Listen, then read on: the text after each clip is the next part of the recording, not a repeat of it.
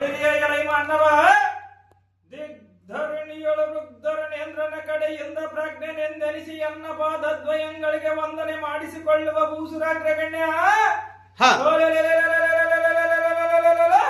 ಯಜ್ಞಳಮಾದ ಮಹತ್ರಾಜರ ಕಾರ್ಯಗಳನ್ನು ಶ್ರದ್ಧೆಯಿಂದ ನೆರವೇರಿಸಿಕೊಡುವ ವಾಗ್ಧುರಿಣ ಭೂಮಂಡಲದೊಳಗೂ ದಂಡ ತತ್ಪಂಡಿತೋರ್ದಂಡನಂ ಕಂಡು ಮಂಡ ಎಂಬಾಗಿ ಡಿಂಗರಿಗನಾಗಿ ಮತ್ಕರ ಪುಂಡರಕದ ಜೋಡಿಸಿ ಮಾತನಾಡಿಸುವ ಮನ್ನವ ನೀನು ದಾವನೆಲೆ ಪಠ ಮುಂದೆ ನೋಡಿ ಅನ್ನ ಯಾರು ಪಠ ಸಾರಥಿ ಸಾರಥಿ ಎನ್ನುತ್ತಾರೆ ದೇವ, ಹೇಳಬೇಕು ತಮ್ಮ ನಿಜ ನಾಮಾಂಕಿತವ.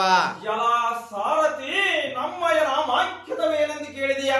ಕೇಳುವೆನು ದೇವ. ನವಕಂಡ ನವಕಂಡನದೊಳ ಮೆರೆಯುವ ಮಂಡಲಿಕ ಅದ್ದರಿಗ ತದ್ವಿದ್ಯೆ ಎಂಬೋದಿಸಿ ಸುಪ್ರಸಿದ್ಧರ ಮಾಡ್ಪತ್ತಿದ್ದ ನೀತಿ ಕೋವಿದನೆಂದೆನಿಸಿ ಸಮಾಧಾನ ಭೇದ ದಂಡ ಈ ಚತುರುಪಾಯಗಳನ್ನು ತದ್ರಾಜರಿಗೆ ತಿಳಿಸಿ ಪಾಂಡುರೂಪ ಸಂಜಾತನಾದ ಪಾರ್ಥನಿಗೆ ಧನುರ್ವಿದ್ಯೆಯನ್ನು ಕಳಿಸಿ